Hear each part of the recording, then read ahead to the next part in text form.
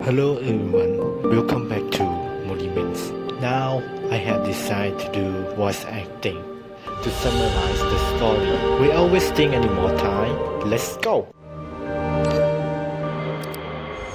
I happen to wake up in a tight space, surrounded by darkness, till the voice sang. It continued till I feel suffocated, pain, and immobile. I have lived this before, whatever that means. And La Mona wake me up. Thank you. It appeared that since returning from Yakutska. Yakutsuka, Yakutska. whatever, I keep dreaming about my old others past, maybe even future. It probably isn't that important anyway. But I asked La Mona to take me to Kike. We stopped at my old tombstone, telling her what I dreamed. Anyway, wait. Game is going on maintenance. Oh shit. Okay, let me finish this. We went to William, who immediately gave us a mission. Infiltrate Lillian's workhouse, convert and locate the missing investigator, Sean Anderson. The instance has also been reported to have several cases of missing people. And that's the end of the episode 1.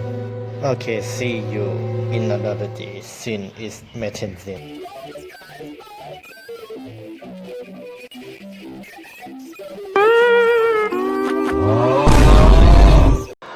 We have arrived to the Lord William when La Mona will prove a fact. The statistic perpetual form and converted areaways totally dissolved the visitors. Thank you. Oh, look, a new collector. This is the greatest thing. Maybe the lad that will open under your bed without you. OGA approached to ask for a direction. But OGA did not get a chance to ask. The kid interrupted, saying that close today as he's busy going inside to find his sister. OGA asked again. The kid mumbled, what at all? I might have to agree with him on this one. Anyway, the kid showed the way and we move on. Wait, he stole the wallet? Truly the greatest thing. La Mona tells us another fact. Greeting involves wallet with snitching without nothing. Thank you should have told us earlier. As we move, the children walk away. Great, this is that stream all over again. La Mona suggested to give these unfortunates some lesson. Beat them up. OGA while running crashed into a totally not looking suspicious as doctor. A woman in white, Clementine. She left afterward with much word, and we got to Lillian's workhouse in a disguised case, and Lady Bliss and her younger brother. She is married as a housekeeper. We approached the guy who immediately attacked us, though my brother flew over the here. Apparently, the guard was infected by early dissolution elusive. We then heard two voices, with Dawn and William suddenly connected to us by Bluetooth. William tells us that the pattern of dissolution potentially correlates with Anderson's disappearance, and the workhouse may be targeted, even us. Just as we are about to enter, a white figure flashed by the girl in white. Holy shit, guys! It's my confirmed thing character. Wait, is she schizophrenic? The distant voice tells her to not resist our arrival. She refuses to get out help. Too bad. Wait, she knows? The children lined up with Sarah to guide us. And we gaslight her because we need to hide our cover. La Mona asked her about the gun we had found earlier. In response, Sarah Awari stated he isn't from the workhouse. Since there's nothing was stealing here, why bother having security? She said, I know she's hiding something, but I can't prove it. She She is going to have a doctor to take care of the guard. We asked her why not the police. In response, it's the East District. Even with the Reaper case, they only send someone to collect bodies. Another fact from Lamona. In here, human war remains unquantifiable for 986. Doesn't help me ease at all, but thank you. Jenkins and Hasmouth bow sleeping into the workhouse. Jenkins mentioned her, I guess. Wonder if that is an important character. He managed to get into the room where many beauty shook as gold. Searching around, he stumbled to a legend listing of people that was insane in this workhouse. But then Bar wanted Jenkins to hide, in which he did. The wooden door opened. Sarah entered and sliced at palm sizes slip into the doorway. Eventually hurries away. Jenkins, as stiff as he always do, look into the sleep, finding out it's a student ID of Sean Anderson. The name of her sister isn't in the ledger, though. Despite opening every rooms, no risk for him. Until Bao made him look at the floor. A line of ants marches in orderly to the plank. Opening the plank lies a square nylon cover that he, wherever he keys, was incapable of opening. Jenkins leaned in and heard.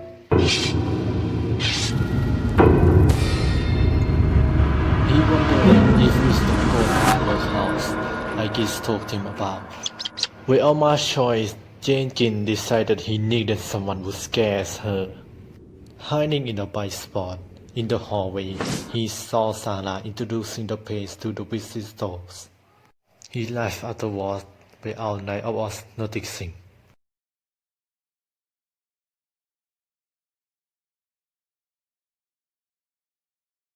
It seemed they are acting to get us give money or something. A small paper ball hit my head, wanting us to go to the backyard and offer us back the wallet. And we wait there. It appeared that Jenkins knew we are all pretending. He knows I'm the big boss. But Jenkins sidestepped effortlessly and vanished. OGR attempted to take back the wallet, asking if this is how my town boys treat girls from. Wait, what? Jenkins is a girl? Sorry for assuming gender. She reasoned that our authorities are like. Lamona interrupted, asking what it is that Jenkins is asking us to find. How did Lamona know? Well, I don't need her. Oh, she is Brown. Thank you. Suggesting a mutual cooperation will be beneficial. Jenkins agreed to help us, but in exchange for taking down Ghost of Workhouse and finding her sister, Mason. Her sister chose to come here every Tuesday until she got hysteria, the disease from dirty clothes. The doctor took her away and never returned. Jenkins also told us that her memory of her sister is fading. That means she might have been also affected by this solution. She has been missing for 27 days, but Jenkins will still continue finding.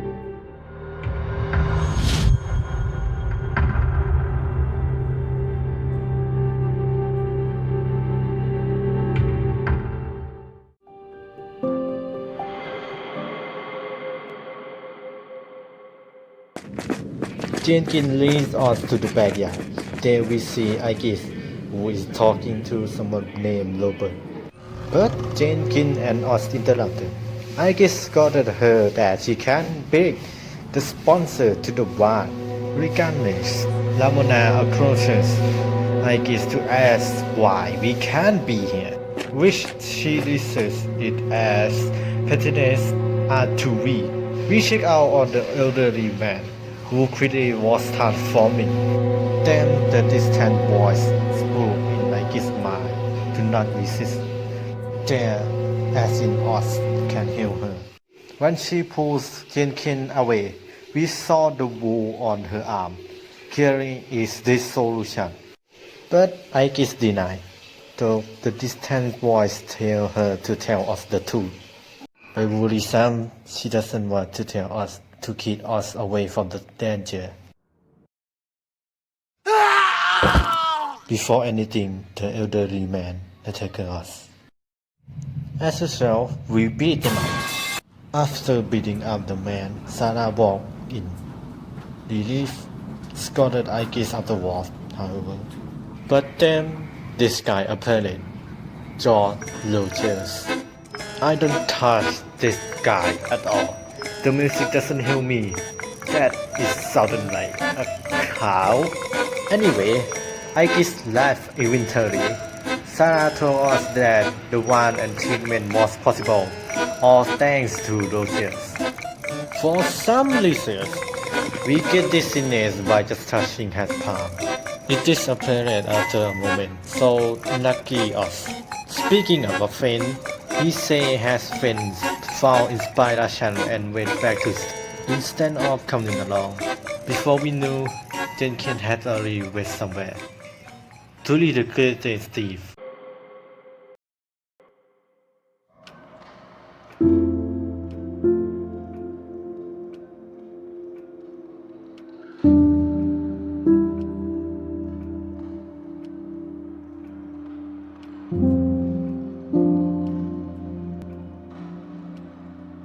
Jenkins held out two candies, one for her and one for Aikis.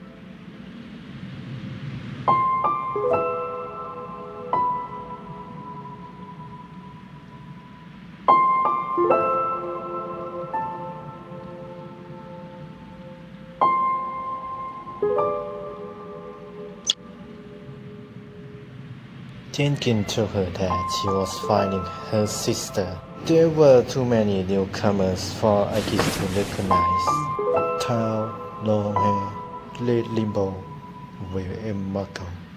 Though Aikis did not see any young female patroness. To apologize of almost warning Jenkins is covered off. She offered to take her to the basement, the clock tower. Returning to the prison, Jenkins suspects that Aikis is hiding something. Picking up info about people begins soon, pressing on Aikis. She refused to speak.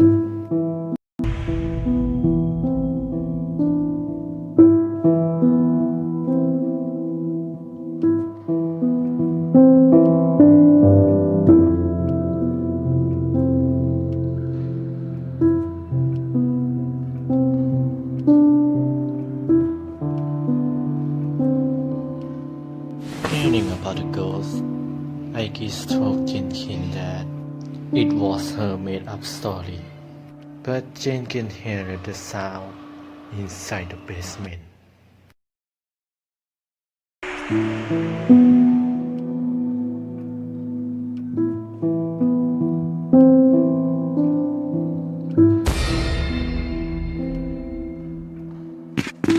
She ran away, filled with tears. Jenkins followed, but stopped by the fog. The same song played in episode 1 was here.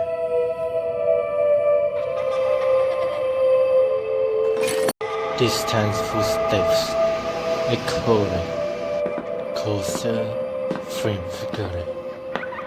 The hand grabbing her and oh my fucking god, it's Rogers. Jenkins asked him whether he saw Aikis or not, which Rogers replied that she will be fine. Going into a room, Roger picked up a door.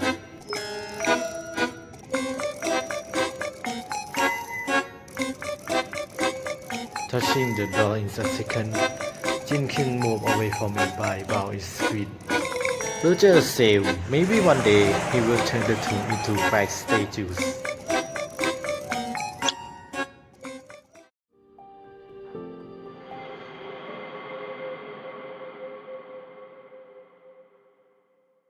Back to us, we are heading to the basement at night until the fog appeared with the song. Just like in the dream, I experienced the same pain level again. Man can catch a bait.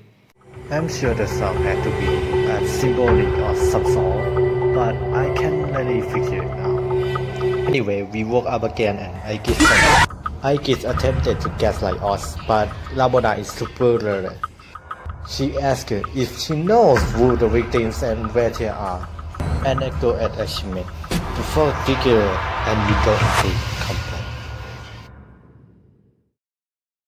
complaint. It appeared that all monsters had D mark, as if they were served on, where Erika is served. All the mass incidents pinpoint to the Scoundrels Association, which, yeah, you can read that, you know. Lamona suspected I guess to be experimented on as well. And oh my arm!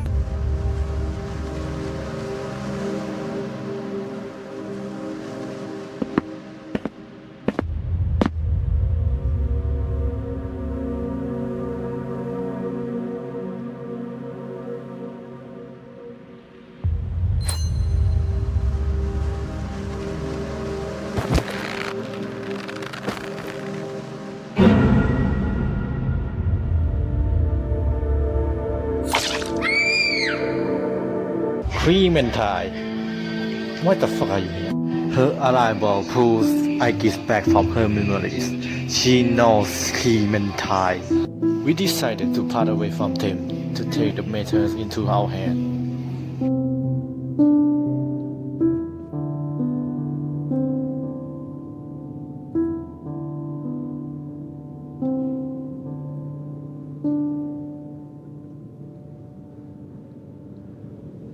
Karma.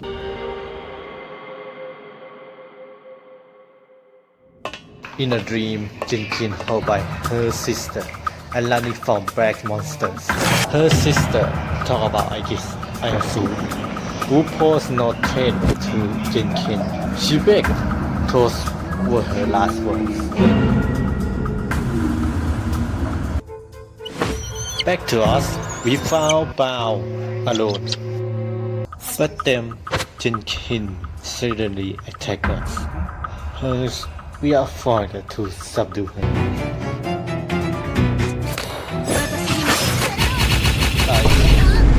Okay, I beat her with one gun. Damn, I need to shoot the first attempt Billy P.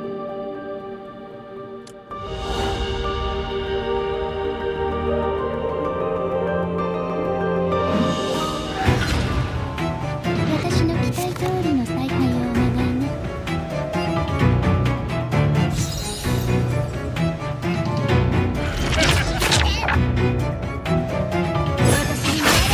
やばっ、甘いわ。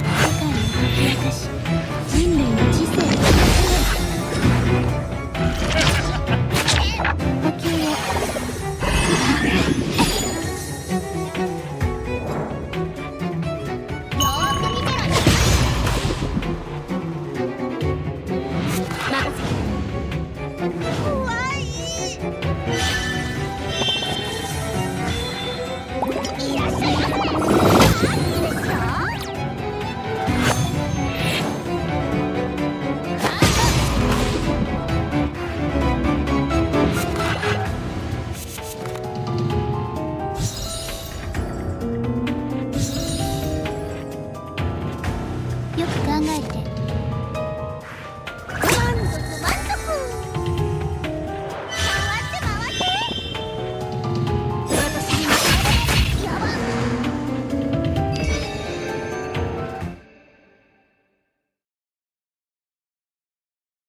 After we get her down, I activated the silver key to calm her.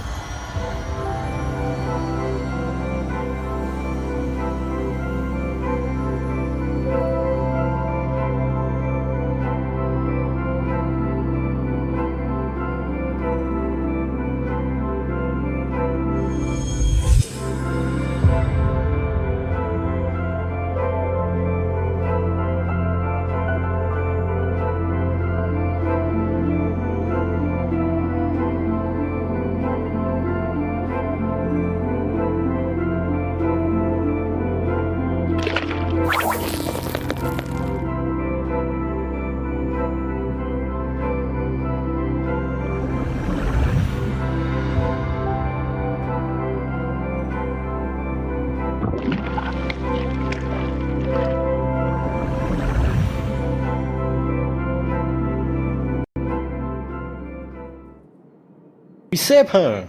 Wait, can you mental is here? Apparently, she also had awakened in a third party, and she drank us before evening. Damn.